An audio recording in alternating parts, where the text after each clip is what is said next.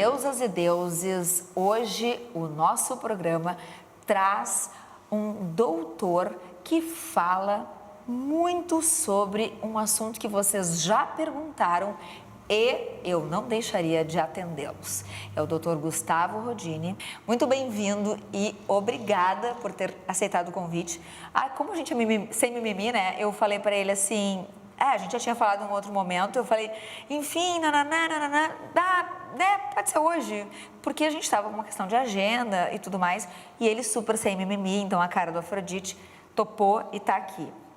Então, eu queria te ouvir um pouquinho sobre essa questão da tua formação, a gente estava, né, trocando rapidamente ali, e entender como é que chegou sobre isso. Então, boa noite, muito obrigado pelo convite, é um prazer estar aqui, conversar contigo, com as tuas telespectadoras em casa.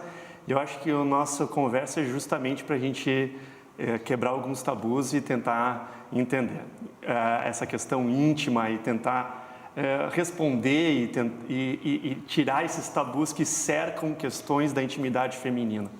Enfim, eu sou médico ginecologista de formação, com formação posteriormente em oncoginecologia, então a parte íntima e a anatomia e a funcionalidade íntima foi sempre algo que eu busquei inicialmente no procedimento cirúrgico e posteriormente então assim na questão de cirurgias menos invasivas, que é o que efetivamente eu trabalho atualmente, que é com a questão de procedimentos minimamente invasivos para que a gente consiga tratar a questão da aparência e da funcionalidade íntima.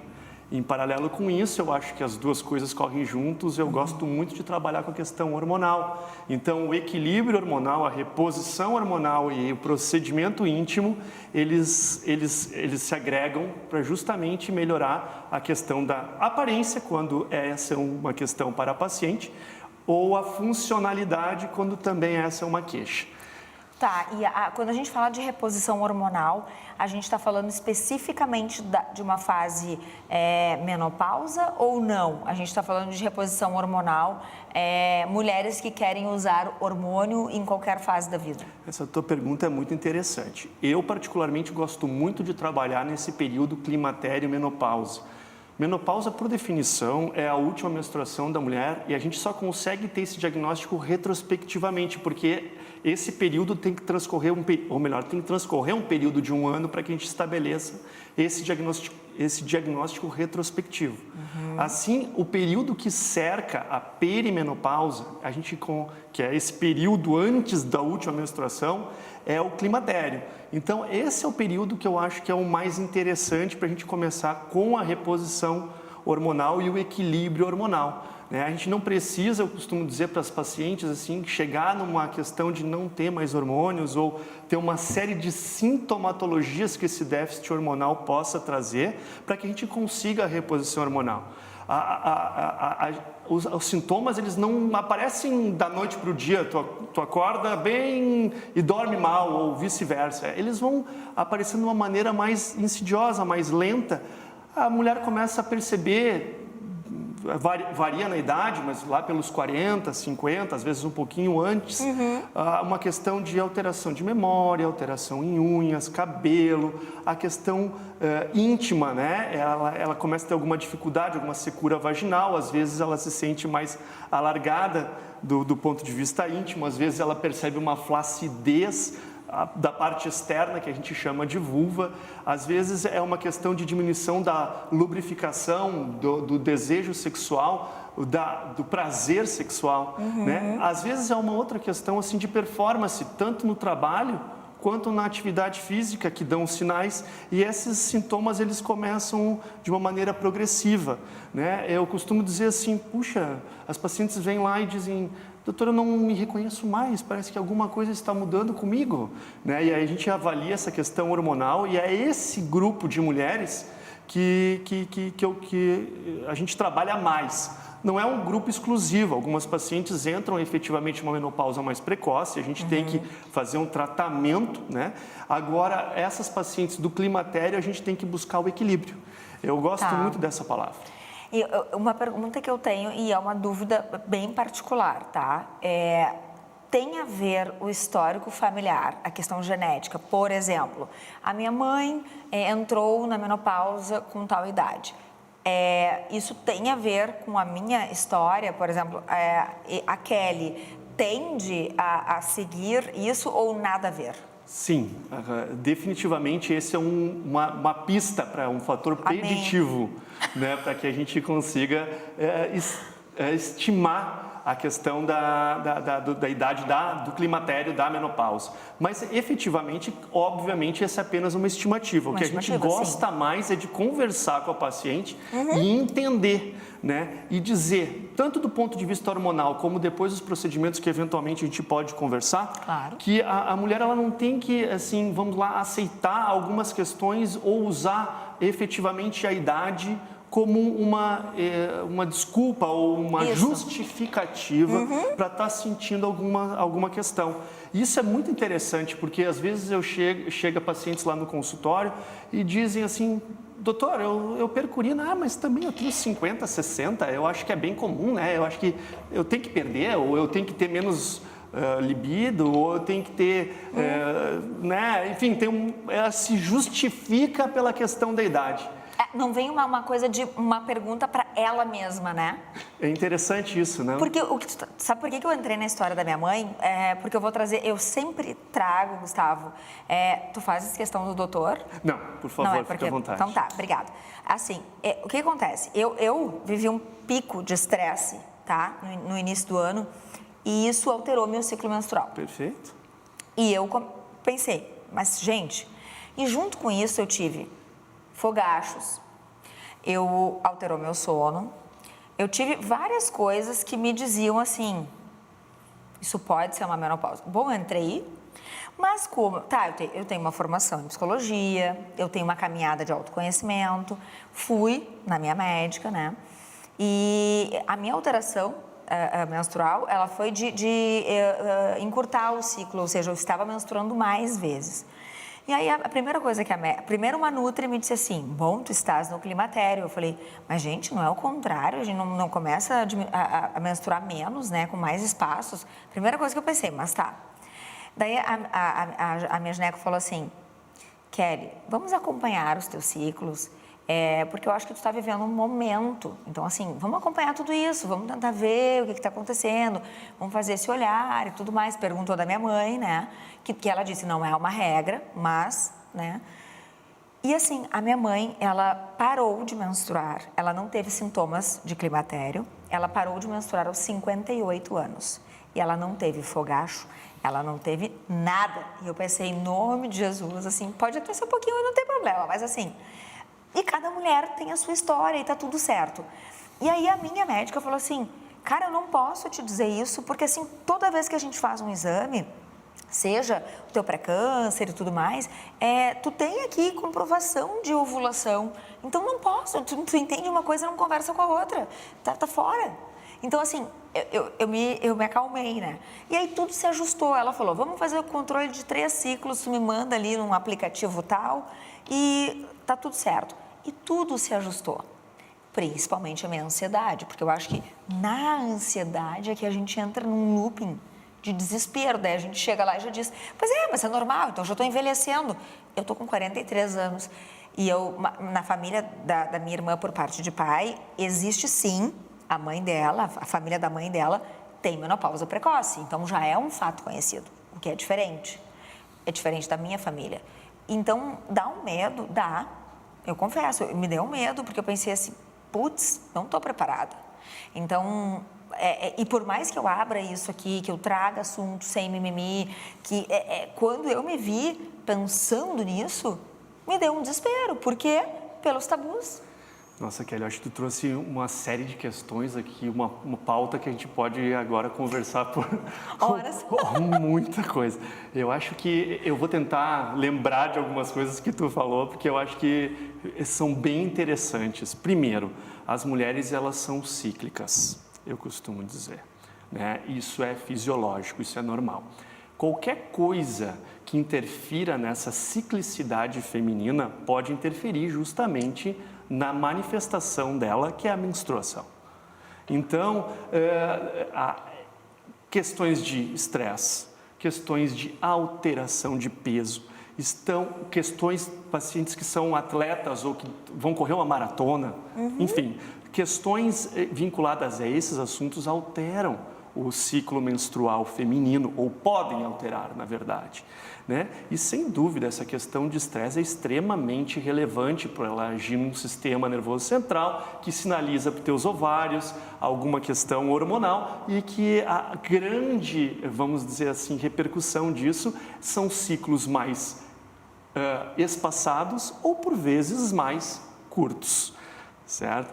E a menopausa, o climatério, ele tem essa questão, ele não necessariamente alonga o ciclo. Em algumas mulheres, no climatério, esse ciclo pode se tornar mais curto e mais intenso, inclusive. E esse é um sinal que nos chama a atenção por uma questão hormonal, por uma questão de produção de um hormônio chamado de estrogênio pelos ovários, que com o passar do tempo os ovários acabam envelhecendo como nós, né, como as mulheres, enfim, e o que acontece é que essa produção começa a ficar desregulada com até um aumento na quantidade desse hormônio nesse período de climatério em que achava-se até muito pouco tempo atrás que inclusive esse hormônio simplesmente caía. Não, ele pode passar por um período ascendente, inclusive, e a gente tem que tratar essa questão. Eu pego um gancho naquilo que tu falou e algumas mulheres me perguntam assim, doutor, assim, Gustavo, enfim, eu devo me preocupar com a reposição hormonal mesmo não tendo nenhuma sintomatologia? Aí eu vou te dizer que a gente tem que se preocupar mesmo não tendo nenhuma sintomatologia. Os hormônios, a reposição hormonal, ele não serve apenas para a gente tratar sintomas, ele serve também como prevenção, né, de doenças principalmente cardiovasculares, de doenças, vamos dizer assim, do sistema nervoso central, neurológicas, psiquiátricas, né? Então, mesmo a gente não tendo sintoma, a mulher precisa ser avaliada quanto à eventual necessidade de reposição hormonal. E essa é uma das questões interessantes. Até porque, e agora fazendo esse gancho, né? Estamos ainda em setembro e o Setembro Amarelo tem muito disso, a parte hormonal da mulher, e não à toa, né? Perfeito. Isso virou música, somos mulheres de fases.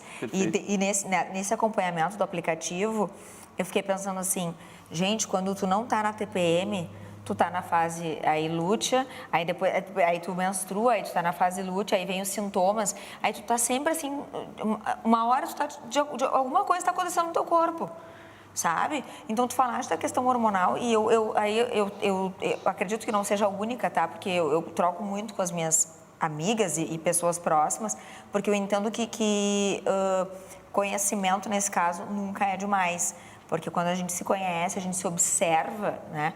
Por exemplo, ainda comentei ali com o Rafa no camarim, eu falei, estou assim, ó, na plenitude da TPM. A minha TPM eu não mato ninguém, eu não brigo com ninguém, mas eu fico muito introspectiva. Perfeito. Né? Então, cada uma tem um jeito, né? Eu acho que o importante é comunicar. Então, assim, até fica um recado aqui para as mulheres. Só avisem, ó, não tô boa. Que daí, comunicação nunca é demais, né? Acho que isso é uma coisa legal. Mas eu quero fazer um gancho contigo sobre essa questão hormonal, de reposição ou não. Mas vamos pegar esse gancho e enquanto a gente toma uma aguinha aqui e eu tomo meu espumante, e vamos chamar os comerciais e logo a gente volta. Fica aí.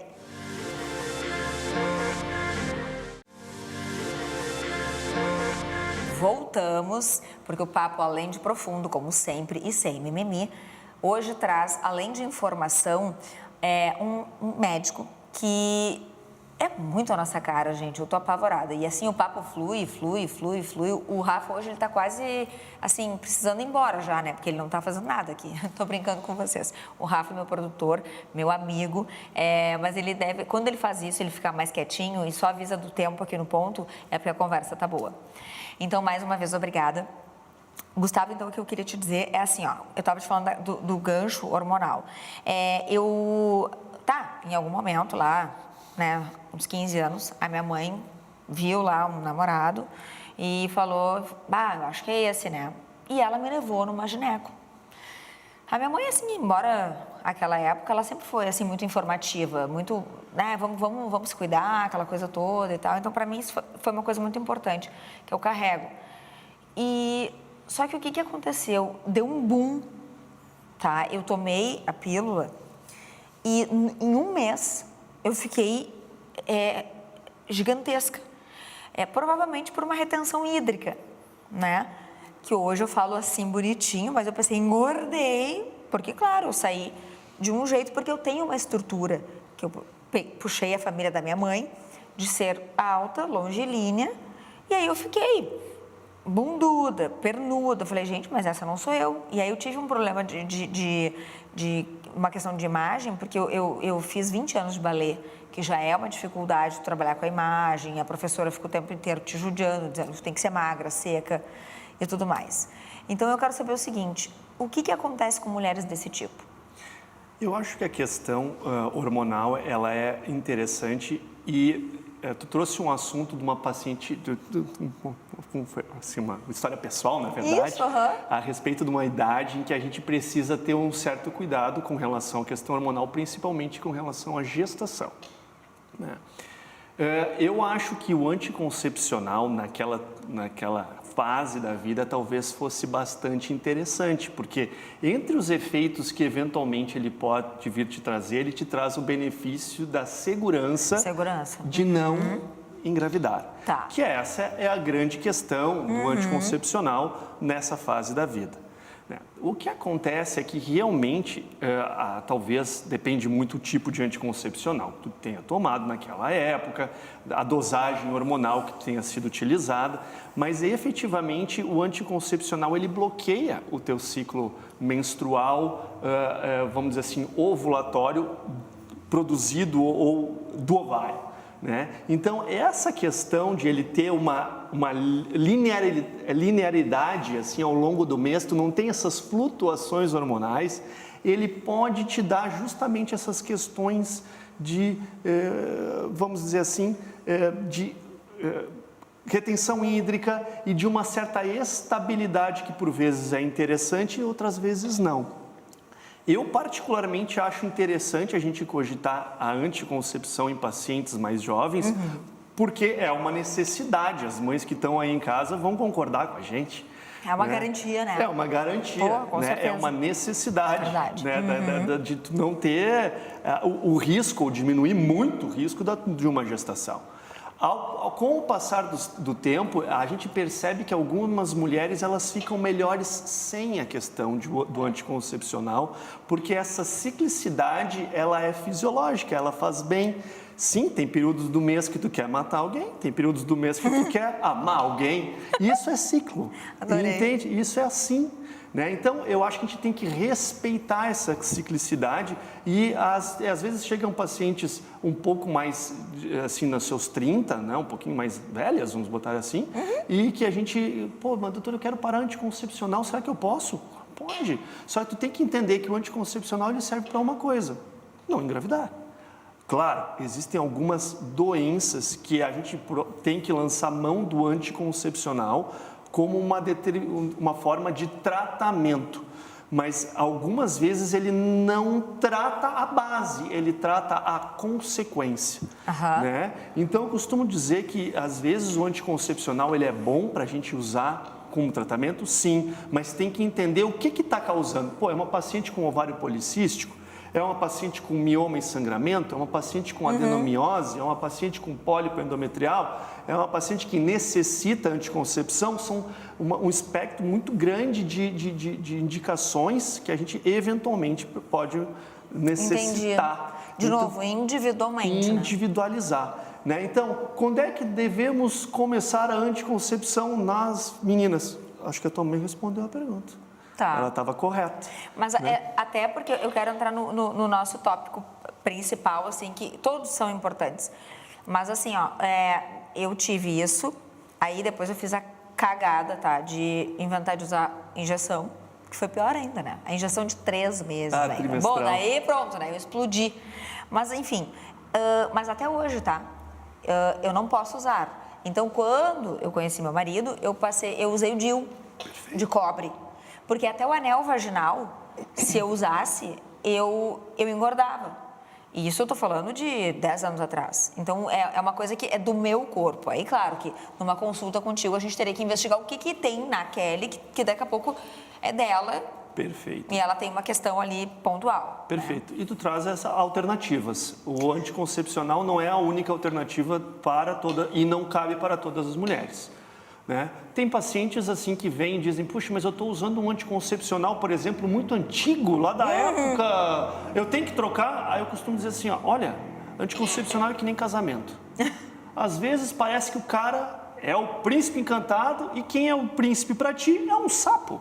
Compreende? Então, a gente não mexe nessa questão. time que está ganhando aquela história. Né? Eu acho que a gente tem que respeitar a individualidade e objetivamente mostrar opções, porque realmente existem pacientes que não toleram o anticoncepcional. E eu vou te dizer, assim, para mim foi uma decisão, a melhor decisão da minha vida. Eu recebi várias ameaças, assim, das amigas. Teu ciclo vai ser um horror, tu vai sangrar horrores. Não, meu ciclo sempre foi assim, eu sempre fui reguladíssima. Aí meu marido, depois que a gente teve filho, a gente decidiu vasectomia, porque, né, enfim. Cara, o meu ciclo é assim, ó, dia tal. Até hoje. Então, assim, tem mais demonstração de saúde no sentido do ciclo, tá tudo certo. Então, eu sei que não é a realidade de todo mundo, gente, eu só estou explicando aqui que é importante a gente fazer essa leitura e compartilhar com o nosso médico, tá? Mas, assim, ó, vamos falar da questão... Como é que é o nome da cirurgia que a mulher faz, da cirurgia íntima, seja para corrigir, para diminuir o tamanho dos lábios, para ela voltar a ser virgem, ou... como é que a gente chama tudo isso? Eu estou aqui ignorante do tema, tá? Então, esse vamos botar para o capítulo 2, né? Do livro, boa. Que eu costumo dizer para os residentes, às vezes, quando a gente dá uma aula, coisa e tal. Enfim, o capítulo 2, assim, sobre os procedimentos íntimos que a gente pode lançar mão para tratar de queixas ou de problemas da funcionalidade íntima. Eu acho que existem dois grandes grupos, né? O grupo cirúrgico e o grupo não cirúrgico. E ainda bem que a gente tem essa possibilidade de tratar sintomatologias atualmente relacionadas com a vulva, que é a parte externa, ou com a vagina, que é efetivamente o canal, com procedimentos cirúrgicos e não cirúrgicos. Acho que isso é importante a gente deixar bem claro, porque todo mundo chama, a vagina é tudo. Não, a parte externa é vulva, e a parte interna é a vagina. Perfeito. E aí, vamos lá, vamos abordar esses dois capítulos, né? Essas duas situações. Do ponto de vista cirúrgico, efetivamente, a gente tem feito menos cirurgias íntimas com o passar do tempo. Porque as tecnologias, elas vieram nos ajudar para dar menos risco, menos pós-operatório para a paciente, dá outras oportunidades de tratamento sem que a paciente tenha que ficar afastada do trabalho. Mas do ponto de vista cirúrgico, nós temos cirurgias, sim, para a questão da aparência, como a gente chamava antigamente de ninfoplastia, agora a gente prefere o termo de labioplastia, a qual a gente usa determinada técnica cirúrgica para a gente diminuir a questão dos pequenos lábios femininos, que às vezes eles são redundantes, eles são maiores ou vamos dizer assim, incomodando a própria paciente. Sim, tipo com uma calça jeans, machuca, né? Machuca. Ou quando ela vai ter relação, ela tem que ter aquele jeitinho na hora da penetração, porque senão a parte do pequeno e do grande lábio, ele entra junto, né? Não, e tem homem que tem tesão nisso. Tem homem que acha bonito, né? Acha atraente. Eu acho horrível, tá? Mas eu tô dizendo o seguinte, eu também já entrevistei mulheres, né? Entrevistei uma pessoa em específico, tá? Que ela foi estuprada pelo pai desde os 5 ou 6 anos de idade até os 15, quando ela engravidou do pai. E ela disse, né, no episódio, a primeira plástica que eu puder fazer na vida vai ser, porque tu imagina, dos 5, ainda o corpo em formação, né? Vai ser uma cirurgia íntima. Porque ela disse que, além de tudo, doía para colocar uma calça jeans, né? E eu vou te dizer que eu já tive um pouco de incômodo, não assim de dor, mas assim de crítica. De olhar e dizer assim, não sei se eu acho bonito. Mas ninguém reclamou até hoje. Todo mundo que visitou não reclamou. Perfeito. Mas eu digo assim, eu olhar e dizer, não sei. Perfeito. Eu acho que esse é o ponto mais importante. O tamanho do pequeno lábio, do grande lábio, a largura vaginal, ela é muito variável de pessoa para pessoa. Não existe nenhum padrão de beleza definitivo. Algumas pacientes, algumas mulheres, elas acham bonito o grande, outras acham bonito o pequeno e tá ok. Isso que é o mais importante, porque cada uma é individual e não existe uma igual da outra. Então não vale o modelo. Exato, não existe uma coisa do tipo, tem que ser assim.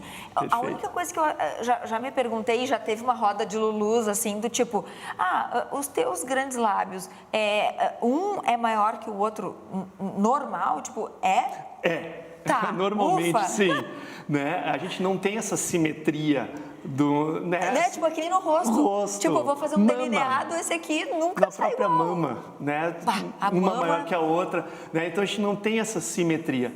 O fato é que eu quero chamar a atenção é que se a paciente ou se a mulher está incomodada com o tamanho, com a aparência íntima, ela tem como procurar, deve procurar atendimento para que a gente consiga fazer o melhor tratamento possível para ela.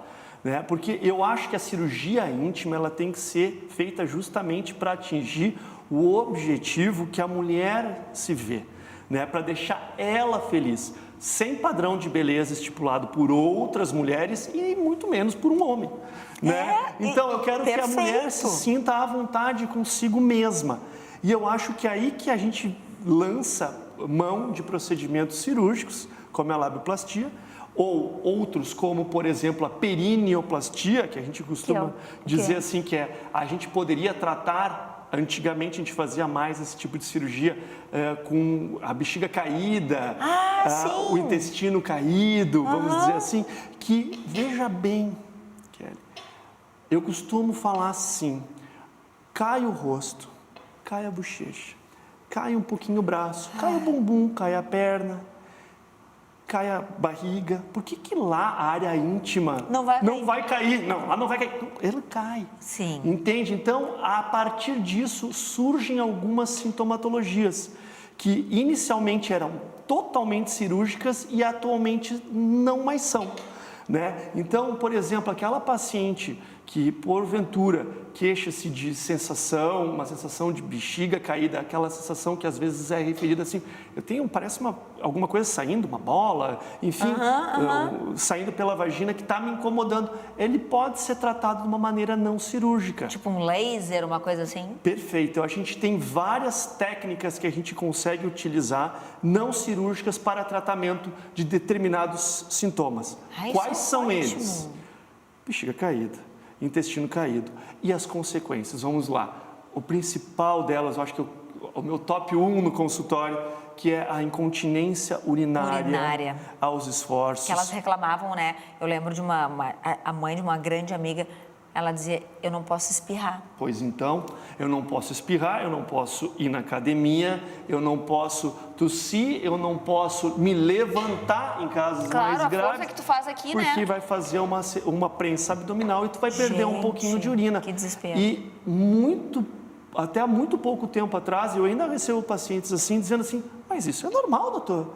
E por que tu está me perguntando isso? Mas isso é normal da idade. Isso não é normal da idade, entende? Não importa se tu está com 40, 50, 60, 70, a gente deve tratar. E o tratamento precoce é tão mais fácil do que aquela paciente que já está há tantos anos com aquela justificativa, aquela desculpa de que é uma questão normal da idade. Entende? Então essa é uma questão, acho que se eu pudesse elencar alguns top, né, do consultório, eu vejo a questão da funcionalidade íntima algo que me atrai muito, Porque além da questão aparência, que é individual para cada um, e às vezes a mulher nem efetivamente não está se importando, mas tem uma questão da função. A vagina, a região da vulva, ela não está ali apenas para a questão de ter filhos, ela está ali para segurar a bexiga, para segurar o xixi, né? Para tu ter uma lubrificação adequada numa hora de uma relação sexual, para tu ter prazer, né? E tu ter dor durante a relação, tu ter diminuição da sensibilidade durante a relação, são todas questões que a gente pode tratar. E aí, com relação ao tratamento, a gente tem tratamentos vinculados para queixas da vulva e tratamentos vinculados para a questão da vagina. E para isso a gente, por exemplo, toma mão de alguns procedimentos que podem ser sobrepostos, né? Para questões vaginais, por exemplo, o laser íntimo ele tem se tornado o meu carro-chefe. Eu, como cirurgião, o ano passado eu fiz 0 cirurgias para incontinência urinária. Uau! Por tratar as pacientes com essa sintomatologia com laser vaginal. Né? E podendo efetivamente repetir, caso seja necessário, o que torna isso difícil durante uma cirurgia. Eu costumo dizer para as pacientes assim, nós vamos operar a região da vagina, a gente vai fazer uma cirurgia de incontinência. Ela é um método validado? Ele é um método válido? Sim, ele é um método validado, ele é um método válido. Mas quando a gente vai ter que efetivamente fazer novamente uma nova cirurgia com o passar do tempo, isso se torna um pouco mais difícil. Fato que não acontece com o procedimento do tipo laser, em que a gente tem uma resposta muito semelhante à cirurgia para deixar a paciente sem a perda urinária. Claro. Então, eu acho isso uma questão muito interessante. Para questões da vagina, como o que o laser ajuda além disso? Poxa, incontinência urinária, entendi. Para a questão de sensibilidade, para a questão de se sentir alargada. Algumas pacientes, elas têm queixas de flatos, que a gente chama vaginal, que são barulhos que incomodam durante a relação. Né? E isso às vezes incomoda a paciente de tal maneira que ela se sente constrangida durante o ato sexual. O ato. Né? Sabe que tu está falando isso e eu quero ainda pegar esse gancho do que tu estava falando da questão assim eu quero pegar esse fim de bloco, mas eu quero com a história dos flatos. Eu acho muito, muito interessante porque já aconteceu comigo e eu adoro me usar de exemplo, porque daí ninguém fica dizendo, tu falou isso, eu sou o exemplo. Mas assim, se a gente tiver que se mijar de rir, que seja porque a gente está se mijando de rir. Perfeito. E não porque a gente tem uma flacidez que não foi tratada com um laser, porque é sobre isso. Dá para acabar o bloco agora com essa palavra. Viu? Então, quem chamou os comerciais foi o Dr. Gustavo Rodini. E é isso, a gente volta já já.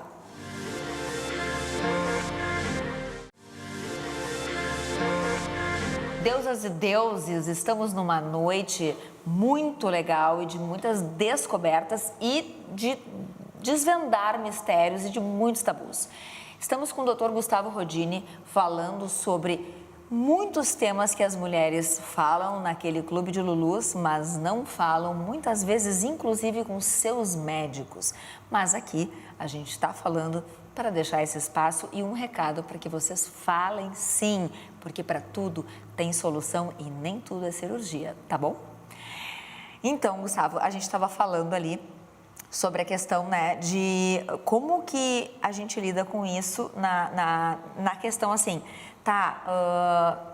enfim, de todos os procedimentos, que hoje a gente não precisa ser invasivo e tudo mais. E aí veio a questão dos flatos, né?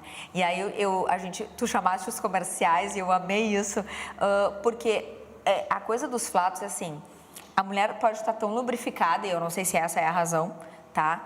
Que tipo assim, vamos mudar de posição. A mulher tá super lubrificada, parece que ela tá peidando, tá? Eu vou usar esse termo. Porque daí ela muda de posição e dá um barulho. E é super estranho. É assim, claro que lá atrás, né? Muito lá atrás, isso foi estranho para mim. Depois, assim, como eu sempre fui uma mulher que busquei me informar, fui incitada, e eu ainda ontem falei para minha mãe assim, mãe, tu foi uma mulher à frente do teu tempo, tu ofereceste informação para todos os teus filhos, somos 2 meninas e 1 menino, e assim, ninguém teve problema com a sua sexualidade, com o seu corpo. Então, isso é uma coisa muito legal. E informação é tudo. Então, hoje, chegar num médico e dizer, ó, tô sentindo isso, tô sentindo aquilo, né? Mas nem sempre o parceiro recebe também legal, né? Porque a gente não sabe como é que ele foi educado, se ele recebeu essa informação, que isso pode acontecer. Isso tem a ver com a lubrificação, afinal de contas, ou é uma inferência minha aqui? Tem a ver com a lubrificação, mas principalmente com uma certa flacidez que pode acontecer. Tá. Né? E até efetivamente alguma posição do ato sexual também ela pode favorecer a presença ou não. Tá. A gente pode considerar eles, o flato como o vaginal, pode como uma questão fisiológica também, né? Que pode acontecer, mas entramos de novo naquele ponto. Se a gente tem uma situação que está incomodando a paciente, a gente merece, ela merece atenção e ela merece o tratamento. Né? Então, eu acho que sim, essa questão de poder se entender, se autoconhecer, saber o que gosta, o que não gosta e ter essa liberdade de conversar com o parceiro ou a parceira a respeito dessa questão, eu acho extremamente importante e libertador. Entende? Essa questão do autoconhecimento. Né? Entender que se algo que está te incomodando, existe uma maneira da gente solucionar. E tem mulheres que são mais, não sei se é colágeno, se é mais, não sei o que é, mas assim, que por exemplo, elas têm num final de semana várias relações com seu parceiro e o parceiro vai lá e diz, nossa, nem parece que a gente teve tanta relação porque tu tá apertada. Né? E outros, e eu falo isso porque na minha época de faculdade eu sempre fiquei na turma dos guris, né? E não muito na turma das gurias. E outros caras que falavam assim, nossa, a mulher parece que é toda alargada. E aí pode ser que tenha a ver com isso. E aí eu fico pensando, tem a ver com alguma coisa genética, tem, assim, da composição da mulher, sei lá, corpórea, sei lá, eu estou falando aqui, gente, estou inferindo para tentar me aproximar do conhecimento. Perfeito, eu acho que sim. O tamanho vaginal, o comprimento vaginal, ele não é um padrão, ele é variável para cada pessoa, sim. Existem fatores que interferem nesse alargamento, nessa, vamos dizer assim, diminuição da elasticidade feminina. Por exemplo, ganho e perda de peso. Ela pode, principalmente a perda, se tornar uma vagina mais flácida, assim como toda a pele do próprio corpo acontece com a diminuição do peso.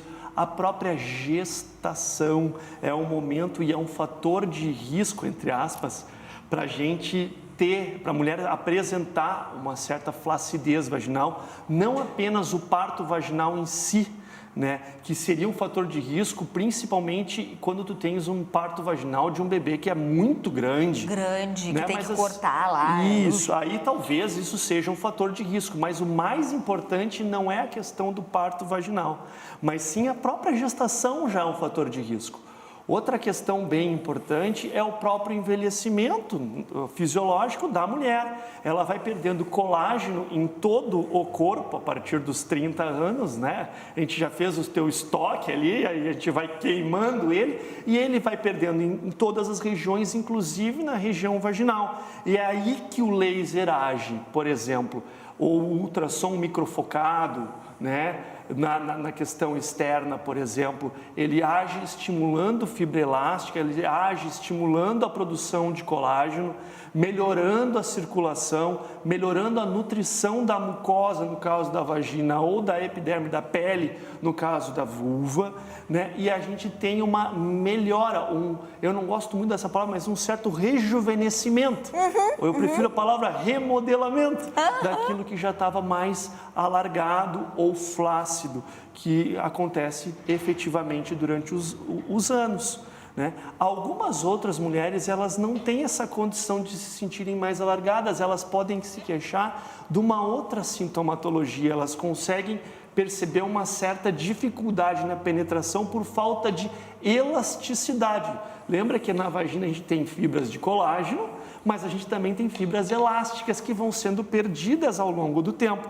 Essa falta de elasticidade na relação, ela pode, durante a penetração, formar pequenos cortes, que a gente na medicina, na área médica, a gente chama de fissuras.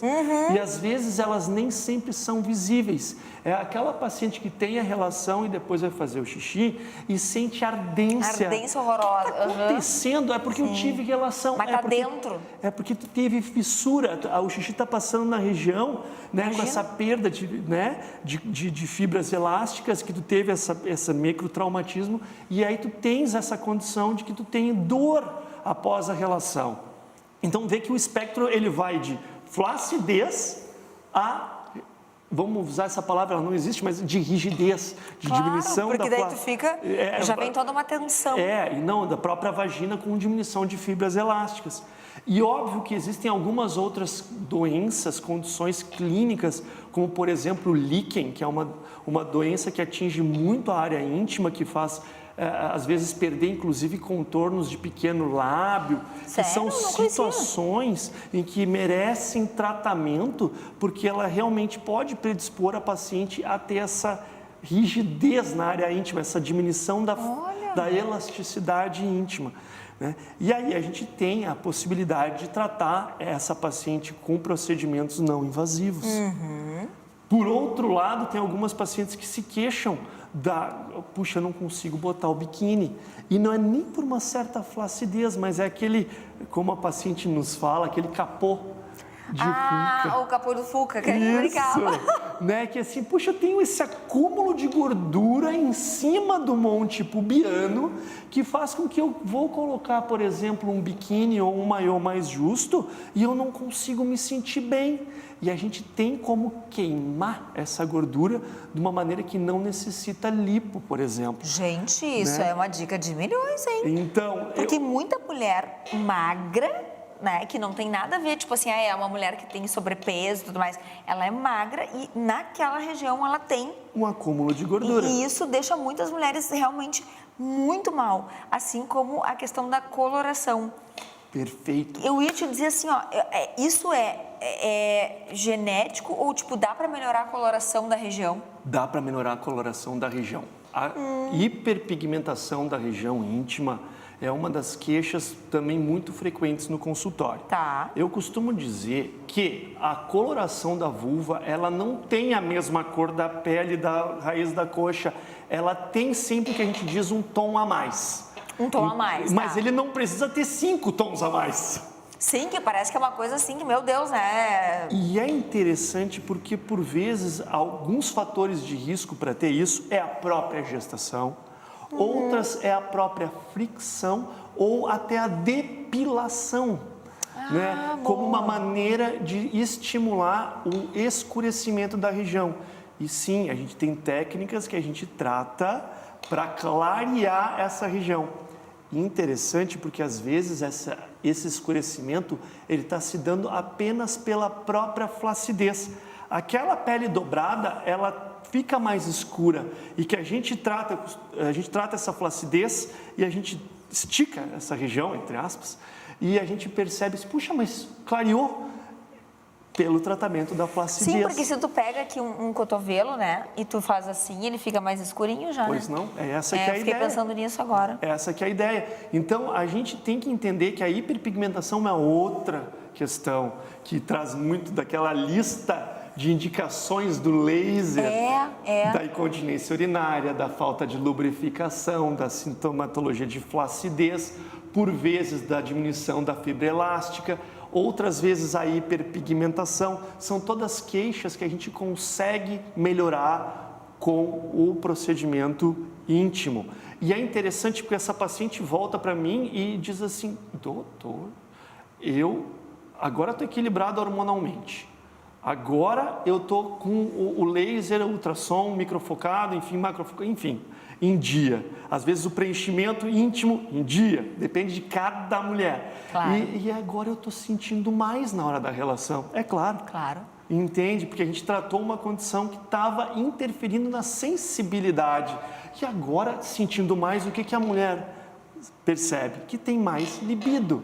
Porque a questão da sexualidade feminina, ela é um ciclo, ela é uma roda. Qualquer coisa que quebra essa questão, ou seja, brigou com o marido, está com problema do trabalho, com os filhos. Não ganhou uma joia. Não. Tô brincando. Quando eu falo que dinheiro e sexo andam ali, né? Infelizmente. Não, mas eu digo assim, a questão desse círculo. Alguma coisa que quebre essa questão, ela vai fazer com que ela não tenha aquele desejo para ter relação. Isso. Às vezes não é simplesmente uma questão de repor hormônio. Repor hormônio, ela melhora muito, mas ela não é só isso. A sexualidade da mulher não se resume a hormônio. Ela não ela se expande com diversas questões. Por isso que eu digo que a sexualidade da mulher é um tampo de uma mesa. Quanto mais pernas você botar na mesa, que é a reposição hormonal, que é o tratamento com ultrassom, com o laser eventualmente, que é enfim, a hidratação, etc., ela vai botando mais mais pernas nesse tampo e ele vai ficando mais estável. Então, assim, a mulher consegue ter a performance que ela deseja. Né? Claro. Não existe, obviamente, um padrão. E aí o nível de prazer também vai. Claro, vai nas alturas. E antes da gente terminar, Gustavo, eu queria entender assim, tu já deu negativa para alguma mulher, por exemplo, porque tu viu que ela não estava buscando aquilo por uma questão de melhora de prazer, etc. E que ela estava simplesmente assim, eu quero voltar a ser virgem porque eu estou enlouquecida, porque as minhas amigas estão nessa onda. Sim, essa é uma questão que a gente tem que abordar do ponto de vista médico, clínico, e cabe a nós também trazer o desejo da mulher para uma realidade possível. Eu acho que, às vezes, a gente tem que, a gente tem que equalizar a nossa expectativa, a gente tem que botar ela na realidade, a expectativa com a realidade. A mulher, independente do que ela for fazer, quando ela tiver 40, 50, ela não vai ter mais o corpo de 20. Ela não vai mais ter os seios de 20, ela não vai mais ter o rosto de 20. E isso é normal, isso é fisiológico. O nosso objetivo, o meu objetivo, é qualidade de vida e o envelhecimento da mulher, tornando ela a sua melhor versão. É isso que a gente quer.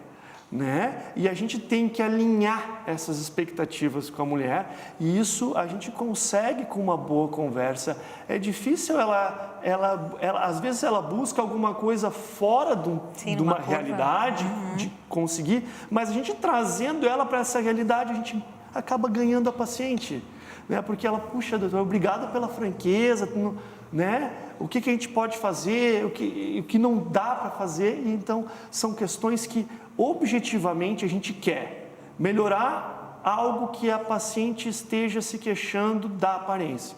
A gente quer melhorar a funcionalidade da região íntima, para que ela esteja na funcionalidade. Não tenha escape de xixi, tenha prazer durante a relação sexual e a gente quer dar qualidade de vida e longevidade para essa mulher.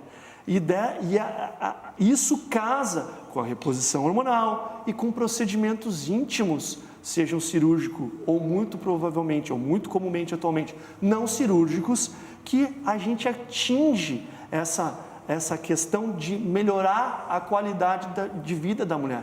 É aquela paciente, e eu tenho até uma história engraçada para contar, se tu me permitir. Claro. Que me veio na cabeça agora, melhorando a qualidade de vida. É aquela paciente que veio com o marido, e eu tenho essa questão muito vívida, muito na minha mente, em que a gente vai para uma sala para eu examinar ela e fazer outras sessões de laser, o procedimento.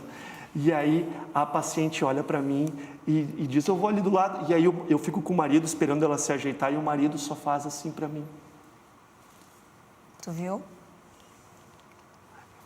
Olha aí.